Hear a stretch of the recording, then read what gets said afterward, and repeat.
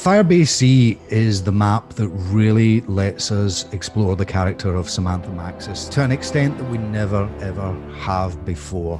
D Machina was really introducing people to the Dark Ether storyline, which, you know, as I've said in the past, only exists because of everything that had gone before, but it now has a whole new trajectory, and Firebase C is the one that really makes it explode. What I love about Firebase C is that it's set in Vietnam. In this all-new experience, we've broken the map up into 2 locations. The Firebase, which is the facility where scientists and soldiers do experiments and mine the dark ether. And then we have the village, that's where the scientists sleep and do all their research.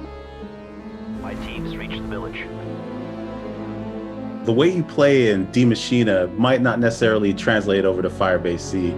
The low-end level design of Outpost 25 calls back a little bit to Moon in that you start in the village and then take a teleporter over to the outpost itself. Once you're at the outpost, there's a bit of a central area, a hub, if you will, that players can choose what path they want to go to. They can run around the outside of the map itself and the outer edge. You know, working on a zombies map is a very interesting experience. I've been working on zombies maps since Call of Duty World at War. A lot of the way we do the sound design for these maps is still kind of rooted in how we did it back then. It's very seat of your pants, wild and crazy. Let's try and make this stuff sound really cool, scary, creepy. Nothing's off the table when it comes to zombie sound design because of the world that they inhabit. So Outpost 25 is an Omega outpost, and they're doing a lot of science experiments. There's a lot of different little things and mechanics that you can interact with. It'll be up to players to kind of discover how they work and how to make use of them. I'm most excited for players to experience these assault rounds. It's a very different way of playing than you're used to. It follows more of like the holdout style of gameplay, but it's not so static. You still have to move around. Artillery strike and napalm strike start to become key at the higher rounds, especially in the assault rounds, because it's just excellent crowd control on top of just being super epic. Standing at an elevated position, kind of looking down at the defense lines while these artillery strikes are just bombarding the play space. It's awesome.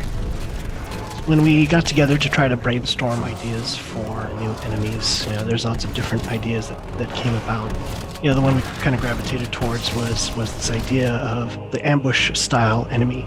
Now the Mimic is tricky. This guy hides out as items, and as you approach them, transforms into this tentacled beast that grabs you, suck you in, bite you. Basically, if you see something sitting around and wonder why nobody picked it up, why is that awesome item still sitting there? It's probably a Mimic.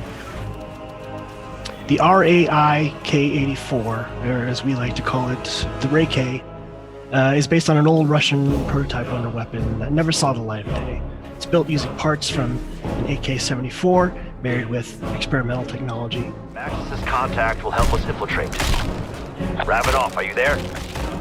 Finally, there is little time to waste. When we started this Dark Ether story, it was kind of daunting in some ways because, you know, a lot of us have been working on zombies since the beginning, and that's where the excitement, particularly with this fresh start and the Dark Ether story, has been kind of reinvigorating for the team.